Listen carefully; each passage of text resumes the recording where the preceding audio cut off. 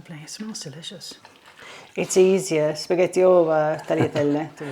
Ciao and welcome to Tortellino time. This is a little bit of an unplanned meal as I was going to cook something else. But today I defrosted one of our freezers, and in the depth of one of the drawers I found some meat which actually is getting on a little bit and it needs to be used up. So I decided to cook something with meat. And the meat is some pork belly slices. I got here 4 pieces and a piece of steak. And I decided to also defrost a couple of chunky sausages and make some pasta. You may ask, why is it in water? Because it's not planned. And when I tend to plan ahead, I will defrost most probably my meat overnight in the fridge. But I got this out of the freezer about a couple of hours ago. So what I tend to do, I put it in cold water, and I don't like to use the microwave. I think microwave partly cook meat. And I left it in there, and you can see actually it's totally defrosted now and ready for me to cook with it. I'll show you also the rest of the other ingredients, as this is a very simple Sicilian recipe which uses 3 types of meat, but also, by the way, you don't have to use pork slices or belly slices. You can use any type of pork, any type of beef, and sausages, so it doesn't really matter the cut, as I will be cooking long and slow. I will also be using a large onion, red, white, doesn't matter, a couple of cloves of garlic. Here I've got 1 liter of tomato passata, also complemented by some tomato puree, and pasta wise I will be using some fresh tagliatelle, which we got from the supermarket this week, but you can use any pasta, it doesn't really matter. Fresh is better because it's a little bit more flavorful, but any pasta will be fine.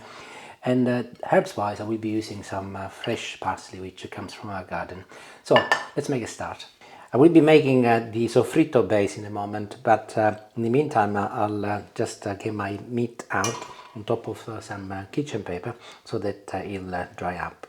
I'm making a fairly large batch so that I'll freeze some and then I can defrost it for another day. So I'm gonna give you the measurements of my meat. So the 2 sausages are 230 grams. The steak or any sort of beef that you can find, it's 180 grams. And the belly pork slices, which is what gave me the idea to do this dish in the first place, they weigh altogether nearly 500 grams. But the soffritto comes first, and as this will be cooking for quite a while, I will chop my onion in large pieces. So I'm doing them in 1 centimeter chunks. Of course, this is a large onion. You might want to use 2 smaller onions if you're making the same quantity as me. On the garlic front, I'm gonna use a good couple of 3 cloves. Yeah, I think there's 3 there. That'll be fine. 3 cloves. It's a large batch. And like I did with the onions, I'll let this whole, as they'll cook for a long time and they will be releasing the flavor nice and slowly. A good soffritto needs olive oil, so I'm gonna be applying about 1 tablespoon. Followed by my garlic, and also I'll put the onion in, everything cold. And I'm on the hob, and I'll start on a maximum temperature, but I will very soon turn it down. I don't want to burn the garlic, and I'll leave this to sizzle for a few minutes. In the meantime, I'll get the meat ready. And if you look, my meat is totally defrosted and it's perfect. I'll make a start by chopping the pork first, and I'm doing them in about a couple of centimeter cubes. I will try and retain the same size and shape for all of my meat. So here are my sausages, and likewise I'll go a couple of centimeters or an inch, something like that is perfect. And here is my steak, and I'll do exactly the same, a couple of centimeter cubes. And this has been sizzling now for about 3 minutes and it's perfect, so I'll add all of my meat to it.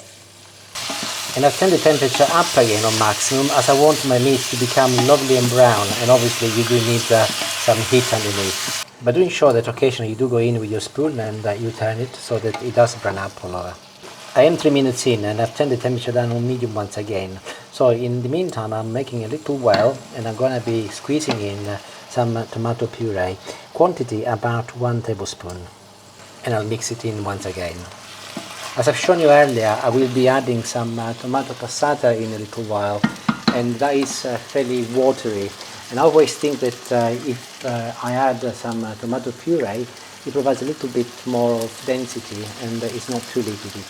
Individual choices, but I think it always works for me. And before I forget, and then it's done, I'm going to add a teaspoon of salt and some pepper. As I mentioned earlier, this is parsley from our garden and it's going to be the only herb I will be adding to this dish, but I'm going to be very generous. The only thing is that as it is from the garden, if you look, you get some fairly chunky pieces which I don't really want. These are okay, by the way, obviously the leaves, but these ones here, I'll show you again.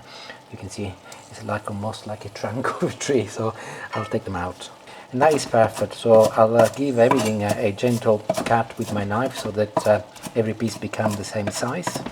And I'll divide it into 3/4 for now and 1/4 for later. And I'll pick this up and add it to my meat.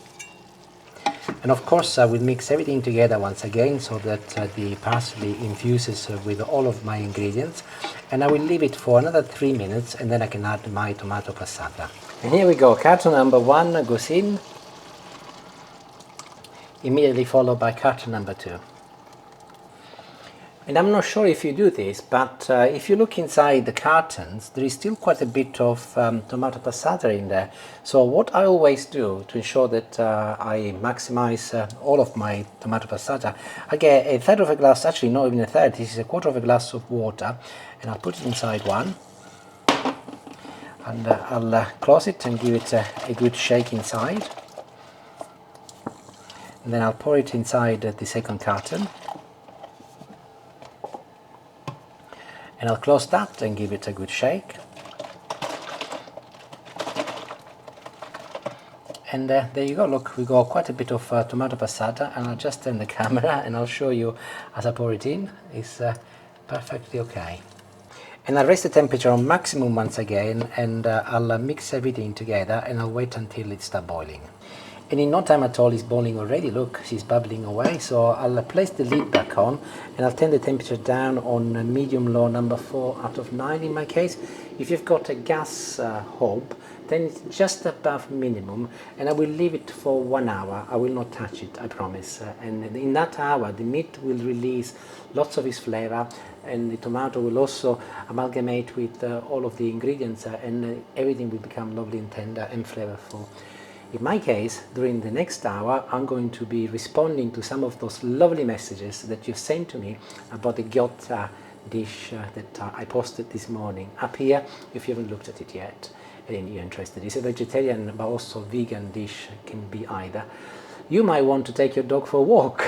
It's a very simple dish, as I said to you before, that gives you an hour back before you need to do anything else, or watch the telly, or maybe cut the grass. I've got a better idea though. Why don't you go and watch more of the Tortellino time videos on the channel? Entirely up to you, of course. So I'll see you in an hour. Thank you. 1 hour on and I'm back, and I haven't touched it, I promise. And also I've been joined by Mrs. Tortellino, who is now in charge of the camera. She's getting hungry now, so she's come to see what's happening. She felt sorry for me because I kept changing positions of cameras and so on. So look, you can see that the sauce has reduced in volume. It always changes in color. I think it's fascinating, and I have to say the smell is amazing. What I want to do though, before I put the pasta on, I just want to taste it to see what it's like. Yeah. It's my job in life. That's what chefs do. They do say that you have to taste your food to make sure that it's okay. So I'm sacrificing myself. That was a piece of sausage. It's absolutely delicious, honestly. Wonderful. So the pasta can go on. I've got some water here, which is about to reach the boil. And I will just put half a teaspoon of sugar. One of those things, salt? by the way, salt even better, yes. This is half a teaspoon, not a full teaspoon. So definitely make sure that it's salt and not sugar what you're adding in. And the pasta can go in. This is fresh pasta, so it will only take about 4 minutes to cook. Of course, you read the packaging instructions of whatever pasta you're cooking. But in my case, this will be totally cooked, not al dente. But even if you are cooking a normal hard durum pasta, cook it all the way until it's al dente, because we're not going to be cooking the pasta in the sauce like I do with some of my dishes. So I'll see in about 4 minutes. So I've removed the sauce away from the heat now, and it's on my worktop. And before I mix it with the pasta, I'll add a little bit of the parsley I reserved earlier, and I'll keep a little bit more for garnishing on top of my pasta once it's cooked. But what I'll do now, I'll place the lid back on in here, and I will leave the parsley to release lovely flavors and infuse with the sauce. Pasta is nearly done. My pasta is drained, and the first thing I do is to go back to my sauce and I'm going to pinch some of the liquid. Obviously, if you get the odd piece of meat, it's not a big problem. And I will add to the pasta. I will put something like 4 scoops first. And I'll mix it together. And we are getting there now. The more exciting part is serving and eating it, of course. So I'll just do one portion and I'll show you what I do with the meat. Which, as you'll have gathered, is not rocket science, but do ensure that you get a variety of all 3 types of meat and a little bit more sauce. So I think that is plenty. I did say that I made enough for 2 meals, so the rest will go in the freezer. And I also mentioned a little bit more parsley on top to garnish, and it's ready. There you go, look, perfect. What do you think, Julie? Lovely, it smells delicious. And in true Sicilian style, I fully recommend that you add a little cheese. This is Parmigiano, Reggiano or Parmesan cheese, but you can also use Pecorino if you like, or Grana, doesn't really matter. But if you don't like it, obviously, it's not compulsory. In Sicily, where I come from, we always use a spoon when we eat spaghetti. So I know that strictly speaking, you shouldn't, but I don't care, do you? Do you, Julie? No. It's easier, spaghetti over tagliatelle, to be fair. That's what I grew up as a child. So there you go. It's a bit of a big mouthful, Julie. You'll manage.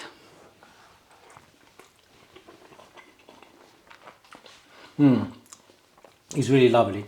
The combined flavors are coming really, really strong. And the parsley that I put at the end really help. Delicious. I'm sure that if you've made it before, you will know what I'm talking about. And if you haven't, I think you should. It's absolutely wonderful. Ciao, ciao. Thank you for watching. See you later. Bye.